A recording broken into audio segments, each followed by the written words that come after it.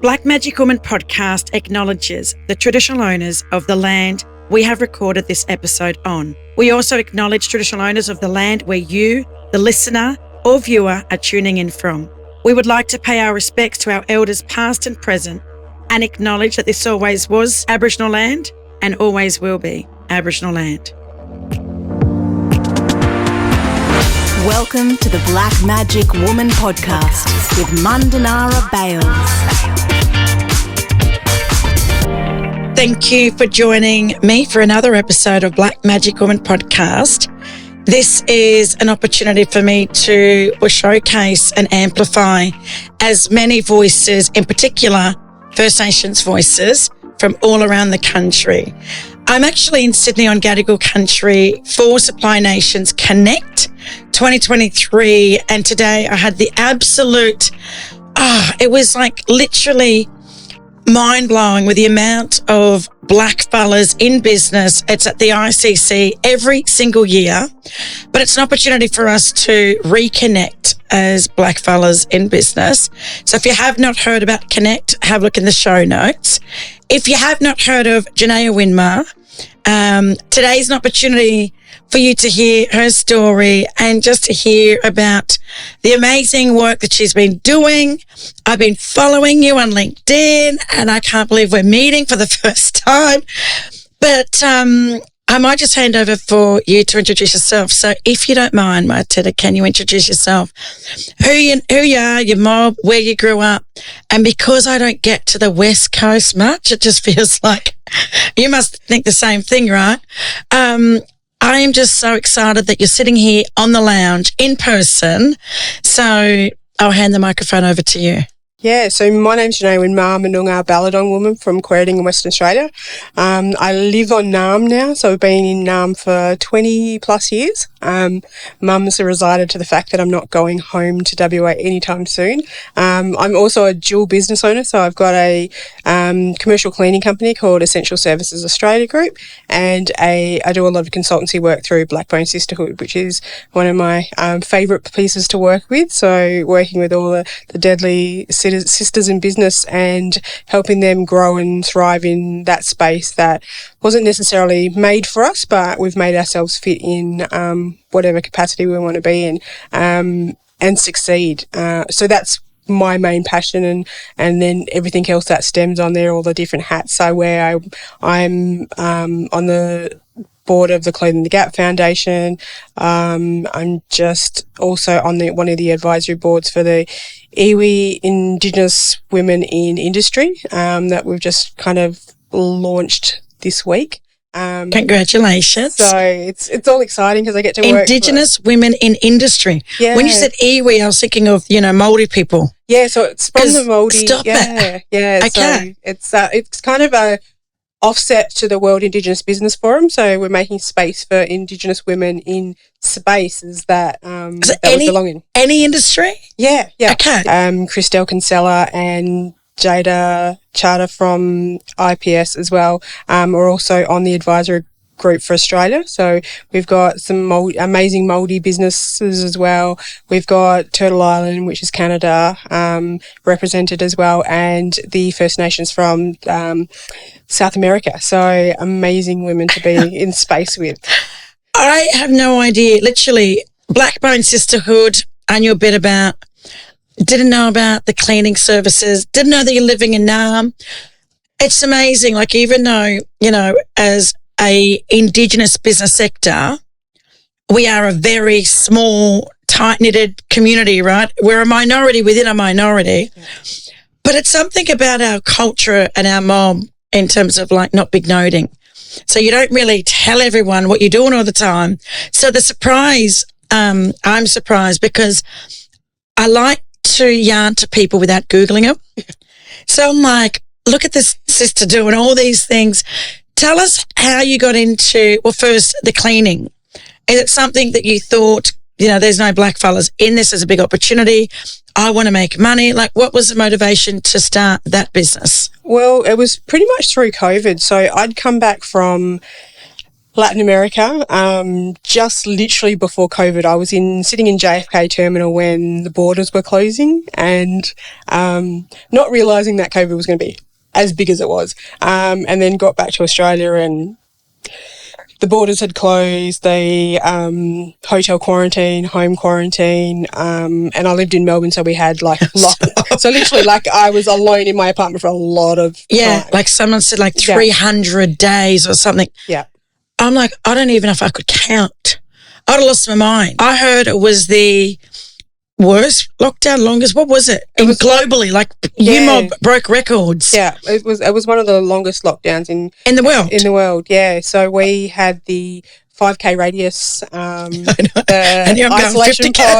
isolation pods, so you can nominate a friend to be in your pod if you lived alone. Don't. This is too much. Yeah, so it was. At the time, it was full on. Yeah, it was crazy. But for me, I learned a lot of people in my area because I live in the city. So Docklands was my little space, and you saw how many people actually lived in your area, and you're going, oh, you live here too. So I was lucky that there was a Indigenous guy and his partner living in my building. So his partner went through this cooking phase. So every time he'd posted something on, I'm like, that looks real deadly. And he goes, I'll meet you in the lift in 5. So I had that support, but I also went back to Perth in that period of time. So I had to apply for a permit to get because they seriously were locking people out of WA, weren't they? Yeah, I got rejected so many times. It wasn't funny, but I did 2 hotel quarantines in Perth, and oh my goodness, yeah, I did go a little bit crazy. I did the you can probably see if you follow me on Facebook as well. I there was a calendar, so you can dress up as different days. So Tuesday was leprechaun hunting day, and so I did all different themes just to. You had to do something, to stay sane. Yeah, so that was my little escape from it. But I think we also had an Indigenous business happy hour check-in every Friday. I actually jumped on one of the happy hours. Yeah. Yes, 5:00. Yeah, brother boy. I'm trying to think of his name. Kieran, Shari. Yeah. He jumped. Yes, so I did jump in on one of them. Yeah, so that was good, just to re-check in with Mob. And I think even when we came to connect today, some people were going, oh, that's what you look like in person, because you only see the top half of I saw you in happy hour. It's I saw you in happy hour. And I think that was one of the things too, we were all depressed and struggling, and then there was businesses that are thriving in COVID. So they're going, well, how do we celebrate our success? I'm just do it, because we need something to celebrate. Mm-hmm. So there was a lot of those discussions too of supporting business growth when we're all stuck in quarantine dressing up as leprechauns. But it was that support. We needed it. We needed an outlet. So, I think for me that was the network, and the online switch to networks was also because I'm a people person. I love giving people hugs and kissing everybody, and to not be able to do that for almost a full year. I know, especially with our mob. We literally, all my kids still sleep in my bed. Yeah. And I remember that's how I grew up with my 8 sisters. Yeah. But also this podcast was born out of COVID. Yeah. Because I was struggling, and all I kept thinking about is our mob. I wonder what they're going through. I wonder if they're going to bounce back. How are they pivoting? Because everyone was talking about the buzzword, right? Still people pivoting their business model. Yeah. In terms of the Blackbone Sisterhood, tell me a little bit about it, because I know for a lot of us women in business, we're all about supporting our families and communities. And, we know that women in our culture are the backbones. Yeah. All the strength of our culture is women in terms of child rearing. So are you you're involved with Backbone Sisterhood?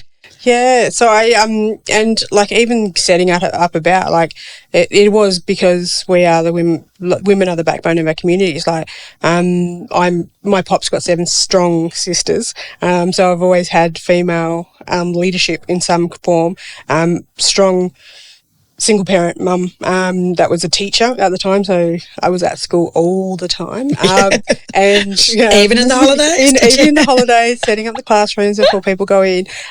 So having strong women present all the time, and then going into the Indigenous work space, and Indigenous women weren't necessarily in a lot of business spaces at that time, and so I set up Blackbone Sisterhood because I asked to go on all these panels and I didn't have any like deadly professional photos. I didn't have a bio.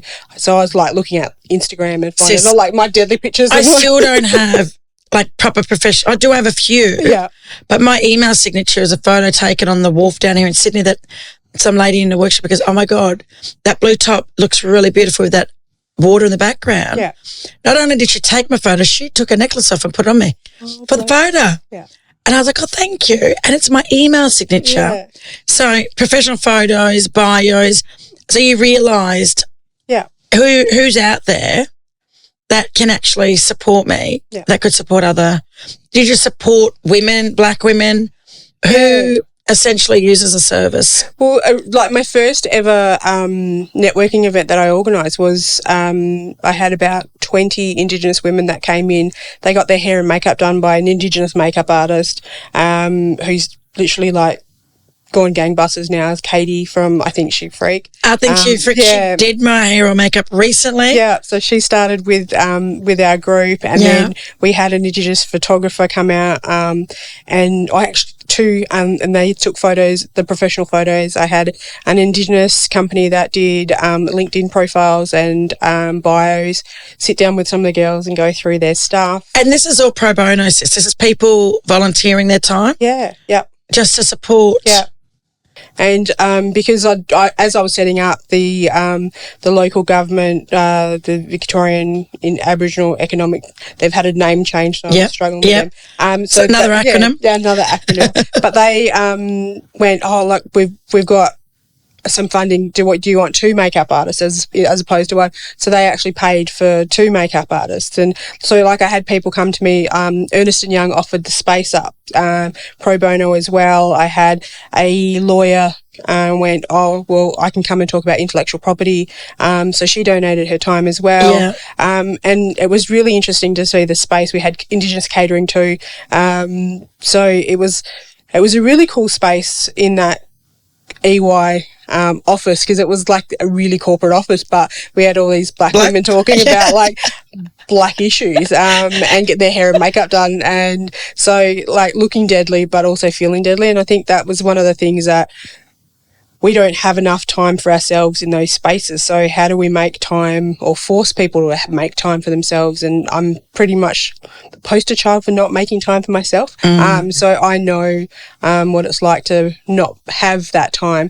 So carving out a little bit has been deadly for me. Like one of my deadly other sisters, Jira Harvey, she took us, a whole group of Indigenous women, not just Black Mob from here, but all over. And we had the same thing done, but we went to the Victorian Startup Awards. So we had a whole table of deadly black women. So we had Māori women. We had a woman, a hairdresser from PNG. Like she had a throw out and she did all of our makeup. And she looked at me and she goes, "What do you want done with your hair?" And went, "Just play with it." And like it looked deadly in the end. But I'm like I was looking at her going, I'm not sure about this.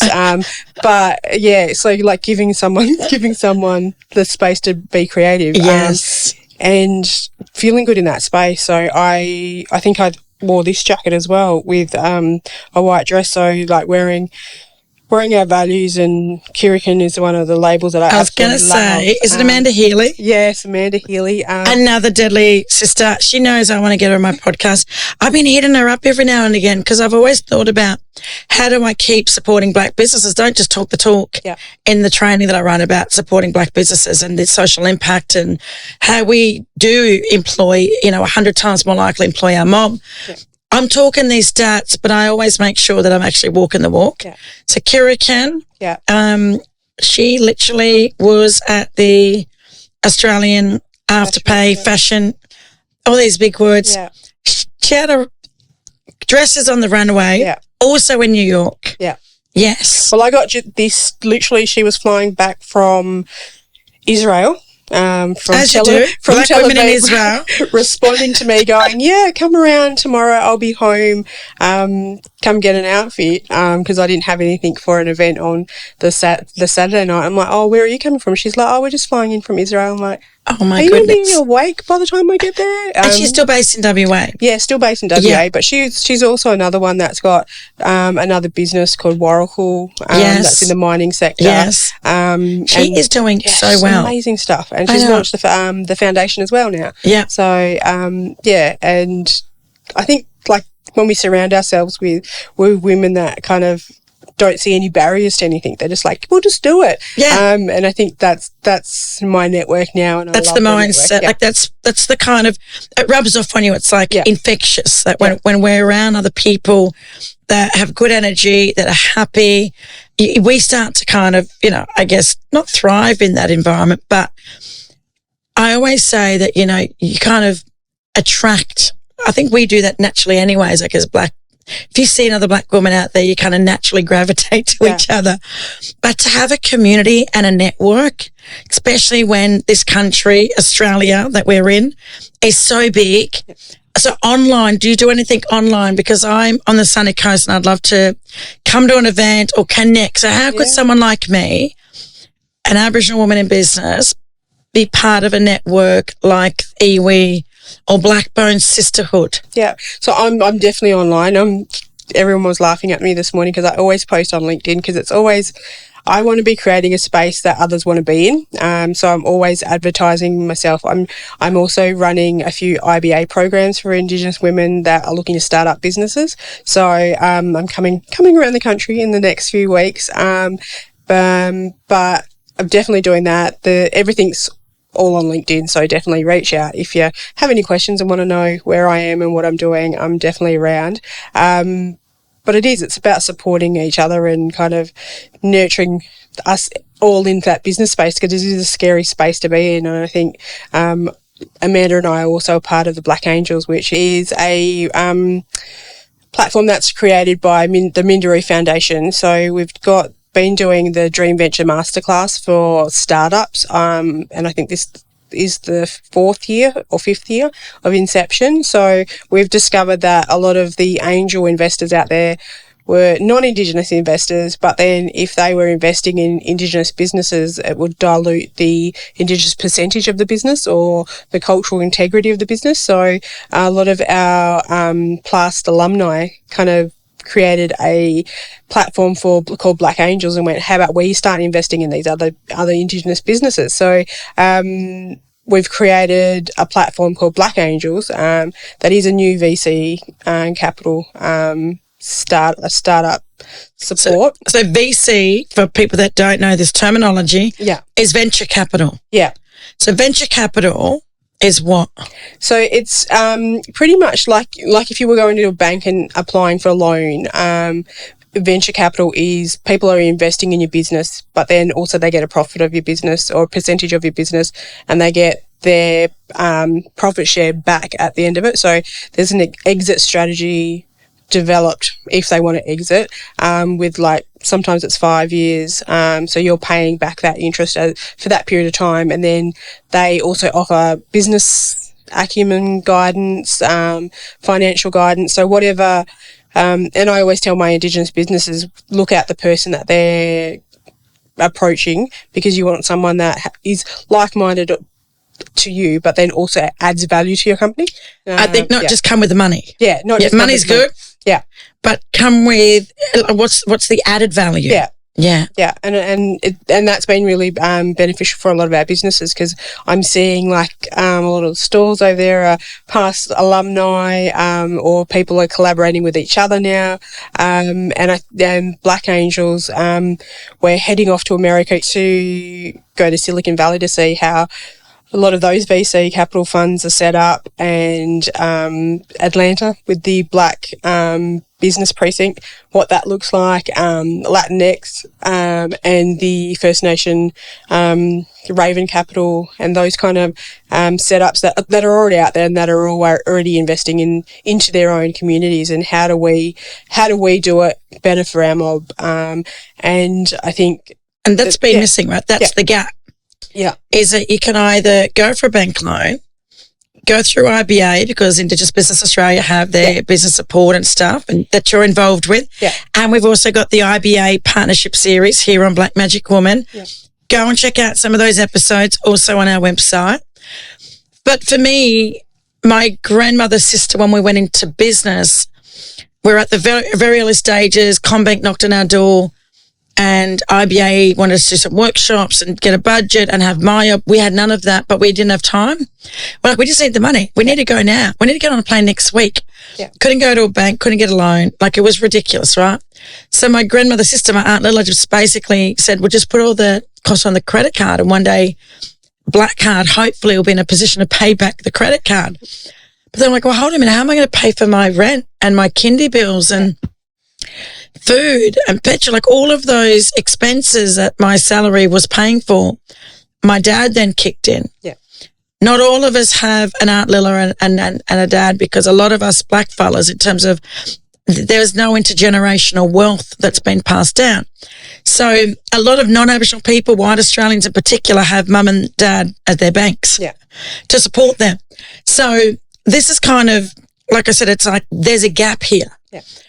If you can't go to a bank and you don't have mum or dad or a grandmother to help you out, is this kind of the only other path for a lot of us that, you know, there's not many options, is it? Yeah. For us. And it's like, because you would have looked in, that's what would have led you fellas to say, we need to start our own VC, what is it called? Venture capital.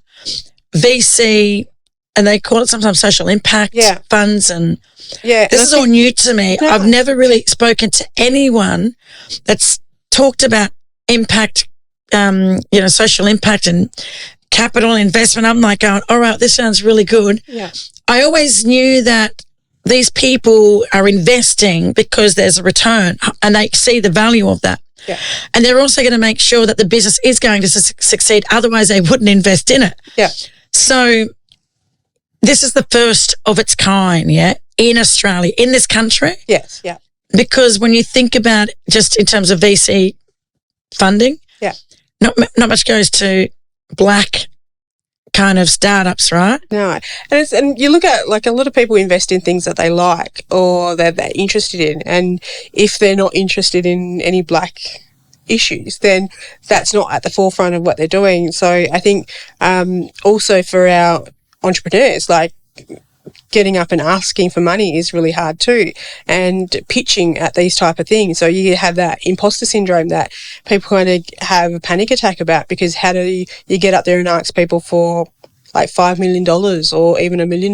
Like, you just don't do that in like mob, and like, who do you ask for money and how do you do it? So I like, you kind of got to get exposed to this or these people and circles. You've got to be exposed to it. Yeah. You got to know how to talk the talk. You need to use the language. Yeah. I am telling you now, I would struggle. Yeah. Because it's outside of my comfort zone and I've got to sell the brand or the idea. It's like Shark Tank, right? I'm trying to think, because, you know, black fellas are trying to make sense of things that we've never heard of. I started to think about Shark Tank. Yeah.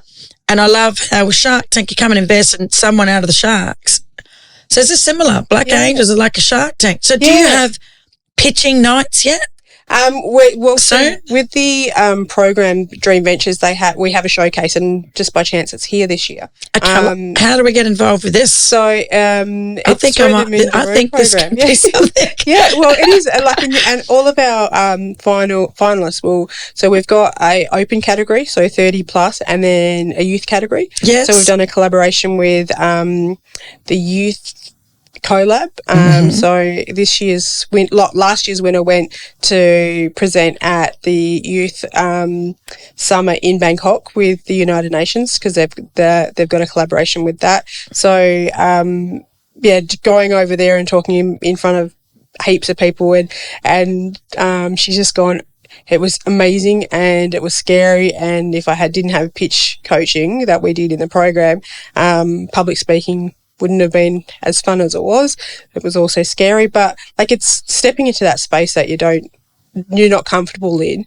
And that's what these 10 participants from each category will have the opportunity to do, be in a room of people who are wanting to invest in them or wanting to support them in some way, and pitching for them to invest. And some of our business owners that don't invest money, but invest time as well. Yeah. So that networking plays a huge part of that night as well. So there's a lot of different avenues to what investment capital will look like. So yeah. Watch this space. Yeah, definitely. It's exciting right now to be in business and to be a black fella. I feel the excitement. I can't wait to kind of see, like I can tell you now, I've got an idea. I'm going to be Googling Mindanara. I'll be looking at the show notes myself and kind of putting myself out there to go, is this an idea? And if it's not something someone will invest in, I know that someone will be able to go, have you thought about this? Yeah. So if we didn't have this yarn, I know that there's a lot of people listening, especially a lot of our own mob, that just would not know that this is available. Yeah. So, yeah, I can't wait to find out more. I'm going to get online. I hope you get online as well if this is something you're thinking of. And like I said, there's other opportunities for us now as black fellas in business, especially with IBA. And I've been part of a accelerated program and I got some support to kind of look at what a business model looks like for a podcast. Yeah. So if I wasn't, reaching out to IBA and saying, hey, how can I get some support? Then I don't know if what I'm doing, I wouldn't know if this is sustainable. Yeah. So if I'm going to invest more time, then I need to know that it's sustainable. If it's not making money, then it's not really a business. I don't want to run a charity. I've got bills to pay and I've got kids. But listen, I can't wait. So I'm going to come to an event. I'm going to get online. We will literally be seeing more of each other. But if anyone wants to connect with you, the best place is jump on LinkedIn. Jump on LinkedIn. I'm always online in some capacity. Too deadly. All right. Well, thank you very much. Enjoy the rest of the afternoon. If you'd like any more info on today's guest, please visit our show notes in the episode description. A big shout out to all you Deadly Mob and allies who continue to listen, watch and support our podcast. Your feedback means the world. You can rate and review the podcast on Apple and Spotify or even head to our socials and YouTube channel and drop us a line. We'd love to hear from you. The Black Magic Woman podcast is produced by Clint Curtis.